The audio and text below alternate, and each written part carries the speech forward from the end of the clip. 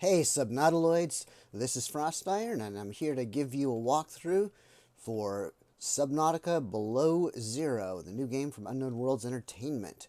We've just crash landed on 4546B, and whether you're a new player or a returning player from Subnautica, you're probably wondering a little bit, hey, well, what should I do at the start? Well, first thing you can do is go pick up some food and water. I wouldn't bother with the flares. They're not good for anything.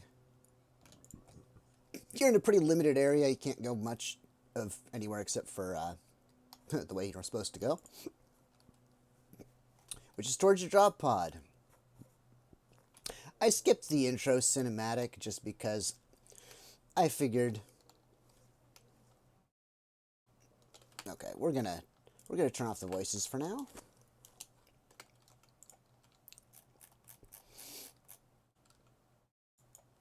Okay.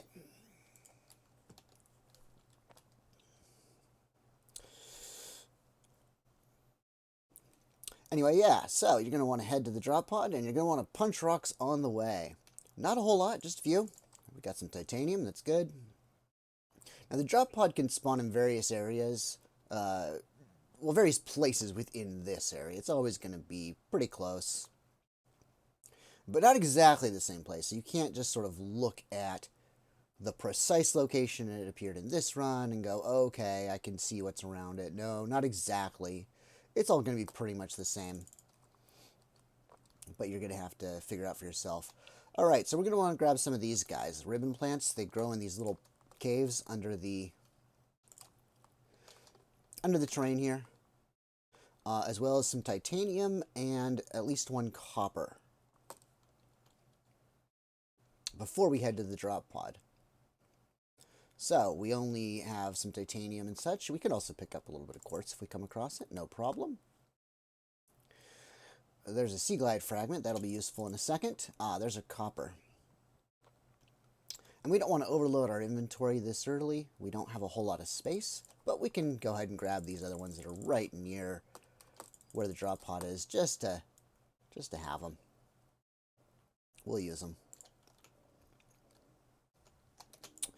All right, and the first thing we're going to want to craft is a battery. And we're going to want to use that battery to craft a scanner. And our very first target with the scanner is going to be the Seaglide, which we already found a fragment for. You can also grab some fish. Oh, no, too fast. You can grab some fish as you go if you happen to catch them. All right, so this is how you acquire new technology. That's our first fragment. We need 3 of them to create the Seaglide, and that'll be our first, not exactly vehicle, but essentially mini vehicle.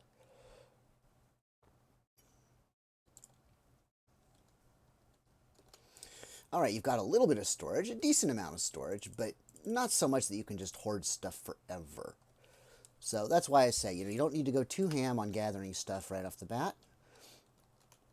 Instead, you just want to really quickly start working on your initial gear that you need. And what you need for that is some kelp, and I don't see any right off the bat. Oh, I see a little bit down there. Okay, so here's the kelp. There's always going to be some fairly close and, pretty much any direction. Now, what you need is some big fat kelp. So these thin ones, they're not going to have the creeper pods we need, but that one, that's a big old thick strand. That one's going to have creeper pods on it. So we're going to keep on looking for Seaglide fragments as we go. There's one right here. There should be plenty around as long as you keep your eyes open for them. Also, maybe grab other materials if we happen across them. We're going to want 3 creeper vines. I guess we could grab 4. We can grab 4. Sure.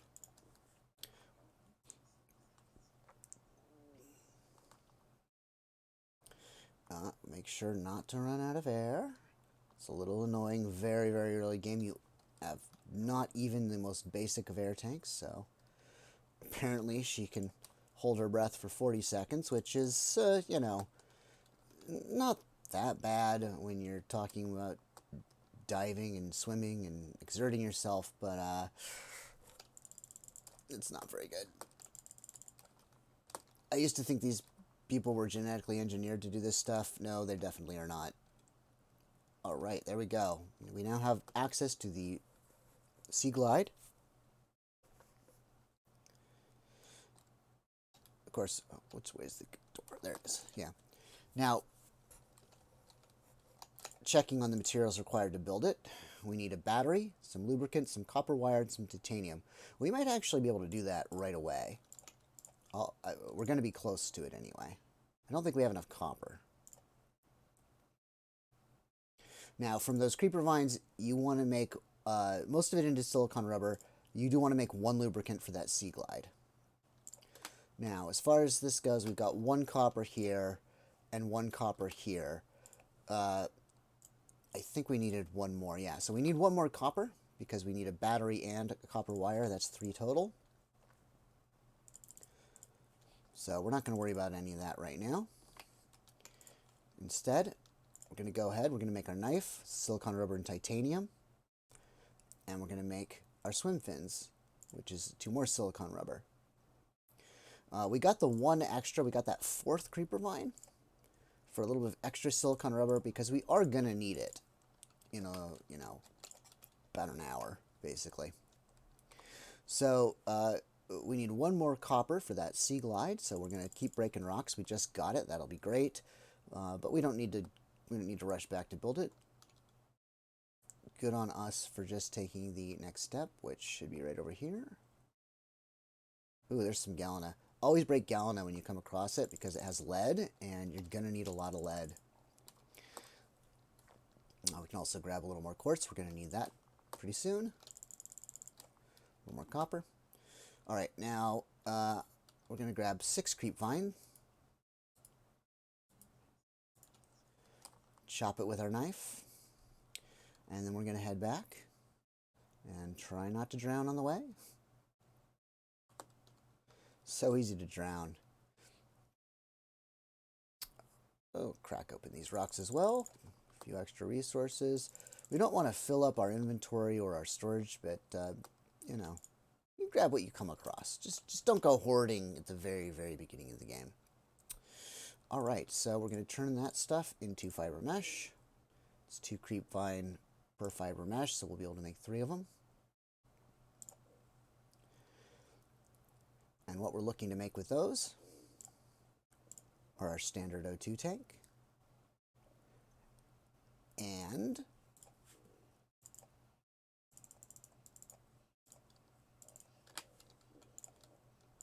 another standard O2 tank because they are terrible, and having 2 of them is going to add that little bit of security. Now, we do still want that Seaglide, so we need a battery and copper wire. We should be able to make both. Make a battery, copper wire.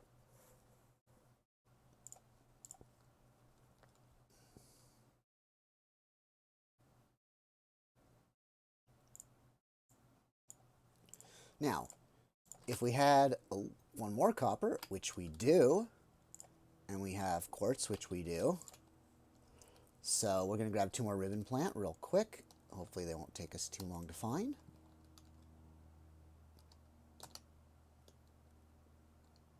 Yeah, there's another Seaglide fragment. They're pretty common. You shouldn't have too much trouble finding them. All right, here's a little cave. There should be some ribbon plants down here. Excellent. We'll gather some more materials since they're right in our path. Galena, always good. Always need lead. Going to need a ton of lead at the start, and it's not super common. And since we got another copper, we're going to make 1 more battery because we are going to need it.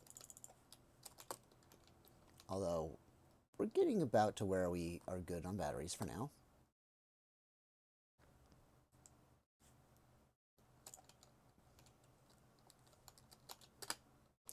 All right. So, we're going to make a couple batteries, but we're also going to need some glass.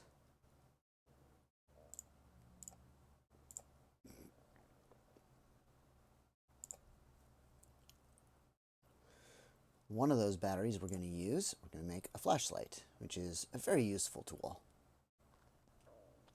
And then we're going to make the repair tool eventually, but for now we're pretty much good. Now I'm going to move these around to how I usually keep them. No, I don't normally have a bladderfish there, but there we go.